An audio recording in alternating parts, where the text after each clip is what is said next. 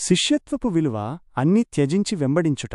ప్రియమైన సహోదర సహోదరీలారా, ఈనాడు మనమంతా ఒక ప్రాముఖ్యమైన సత్యాన్ని ధ్యానించుకోవడానికి ఇక్కడ పోగయ్యున్నాము. యేసు ప్రభువారు పలికిన కొన్ని మాటలు మనల్ని ఆలోచింపజేస్తాయి, కొన్నిసార్లు ఆశ్చర్యపరుస్తాయి. అటువంటి వాక్యభాగాలలో ఒకటి లూకాసువార్త 14వ అధ్యాయం 25-26 వచనాలలో ఉంది. బహుజన సమూహములు ఆయనతో కూడా వెళ్ళుచున్నప్పుడు ఆయన వారితట్టు తిరిగి, ఎవడైననూ నా యొద్దకు వచ్చి తన తండ్రిని, తల్లిని, భార్యను, పిల్లలను, అన్నదమ్ములను, అక్కచెల్లెండ్రను, తన ప్రాణమును సహా ద్వేషింపకుంటే వాడు నా శిష్యుడు కానేరడు. ఈ మాటలు వినగానే మనకు కొంత ఆందోళన కలగవచ్చు. ద్వేషించుట అనే పదానికి మనకు తెలిసిన అర్థానికి చాలా దూరంగా అనిపించవచ్చు. అయితే ఈ మాటలు ఏ సందర్భంలో పలకబడ్డాయో, అప్పటి సామాజిక, మతపరమైన పరిస్థితులు ఎలా ఉన్నాయో అర్థం చేసుకుంటే దీని లోతైన భావం మనకు బోధపడుతుంది.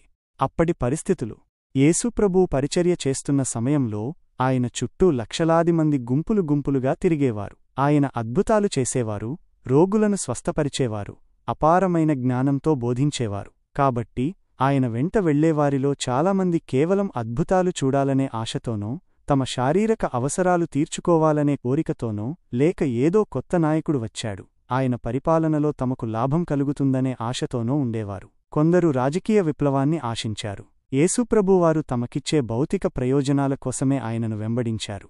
అటువంటి జనసమూహాన్ని చూసి యేసుప్రభువారు ఒక సత్యాన్ని వెల్లడి చేయదలచారు. ఆయన వెంట వెళ్లడమంటే కేవలం ఒక అద్భుతం చూసి ఆనందించడమో, లేక భౌతిక లాభాలు పొందడమో కాదు. అది ఒక లోతైన, నిబద్ధతతో కూడిన నిశ్చయం. ద్వేషించుట అంటే ఏమిటి? ఇక్కడ ద్వేషించుట అనే పదానికి గ్రీకు మూలం నుండి వచ్చిన అర్థం తక్కువ ప్రేమించుట లేదా రెండవ స్థానంలో ఉంచుట. బైబిల్ భాషలో ఒకదానితో పోలిస్తే మరొకదానికి ప్రాధాన్యత ఇవ్వకపోవడాన్ని లేదా తక్కువగా పరిగణించడాన్ని ద్వేషించుట అని వ్యవహరించడం కద్దు. ఉదాహరణకు, యాకోబు లేయాను ద్వేషించి రాహేలును ప్రేమించాడు అని చెప్పినప్పుడు యాకోబు లేయాను అసహ్యించుకున్నాడని కాదు. రాహేలు పట్ల ఉన్న ప్రేమతో పోలిస్తే లేయా పట్ల తక్కువ ప్రేమ ఉందని అర్థం. కాబట్టి యేసుప్రభువు ఇక్కడ మన తల్లిదండ్రులను, భార్యాపిల్లలను, అన్నదమ్ములను, అక్కచెల్లెండ్రను అసహించుకోమని చెప్పడం లేదు. కుటుంబ సంబంధాలు దేవుడు ఏర్పాటు చేసిన బంధాలు. వాటిని మనం గౌరవించాలి, ప్రేమించాలి. అయితే ఈ లోక సంబంధాలన్నిటికంటే, మన ప్రాణం కంటే కూడా యేసుక్రీస్తు పట్ల మనకున్న ప్రేమ అధికంగా ఉండాలని ఆయన బోధిస్తున్నారు. శిష్యత్వపు షరతులు. ఈ వచనంలో యేసుప్రభు శిష్యత్వానికి కొన్ని కఠినమైన షరతులు విధించారు. 1. కుటుంబ బంధాల కంటే యేసుకే ప్రాధాన్యత. మన కుటుంబ సభ్యుల పట్ల మనకు అపారమైన ప్రేమ ఉంటుంది. అది సహజం. అయితే వారు మనలను యేసును వెంబడించకుండా అడ్డుకున్నప్పుడు, లేదా యేసును వెంబడించడం వల్ల వారికి ఇబ్బందులు కలుగుతాయని తెలిసినా యేసునే మనం ఎంచుకోవాలి. ఈయనకు మన జీవితంలో మొదటి స్థానం ఇవ్వాలి. 2. స్వార్థాన్ని త్యజించుట. తన ప్రాణమును సహా ద్వేషింపకుంటే. మనకు మన ప్రాణం పట్ల ఎంత ప్రేమ ఉంటుందో చెప్పనవసరం లేదు. మన ప్రాణాన్ని కాపాడుకోవడానికి ఎంతకైనా తెగిస్తాం. కాని యేసుప్రభు అంటున్నాడు, నీ ప్రాణం కంటే, నీ వ్యక్తిగత కోరికల కంటే, నీ స్వార్థ ప్రయోజనాల కంటే నాకే ప్రాధాన్యత ఇవ్వకపోతే నీవు నా శిష్యుడవు కాలేవు. శిష్యత్వం అనేది ఆత్మత్యాగంతో కూడుకున్నది. 3. సిలువను మోయుట.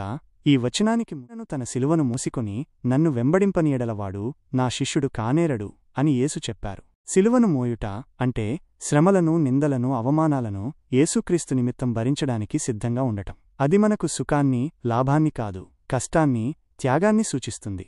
మన ఆత్మావలోకనం. ప్రియమైనవారలారా, మనం ఈ మాటలను విన్నప్పుడు మనల్ని మనం ప్రశ్నించుకోవాలి. యేసుక్రీస్తుకు మన జీవితంలో ఏ స్థానమిస్తున్నాము? కుటుంబ సంబంధాలు, స్నేహ సంబంధాలు, ఉద్యోగం, డబ్బు, హోదా ఇవన్నీ మన జీవితంలో యేసుకంటే ప్రాధాన్యతను పొందుతున్నాయా? ఆయనను వెంబడించడం వల్ల కలిగే శ్రమలను, కష్టాలను భరించడానికి మనం సిద్ధంగా ఉన్నామా? నిజమైన శిష్యత్వం అనేది భౌతిక లాభాల కోసం కాదు. అది క్రీస్తు పట్ల అచంచలమైన ప్రేమను, నిబద్ధతను, నిరంతర ఆత్మత్యాగాన్ని కోరుతుంది. యేసు తనను వెంబడించేవారికి తక్కువ నిరీక్షణను ఇవ్వలేదు, కఠినమైన సత్యాలను వెల్లడించారు. ఎందుకంటే ఆయన శిష్యత్వం విలువైనది, నిత్యజీవానికి మార్గం. కాబట్టి ఈ రోజు మనం యేసు ప్రభువు పిలుపును తిరిగి విందాం. ఆయనకు మన జీవితంలో మొదటి స్థానమిద్దాం. మనకు అత్యంత ప్రియమైన వాటికంటే ఆయననే అధికంగా ప్రేమిద్దాం. అప్పుడే మనం నిజమైన ఆయన శిష్యులమవుతాం. ఆమెన్.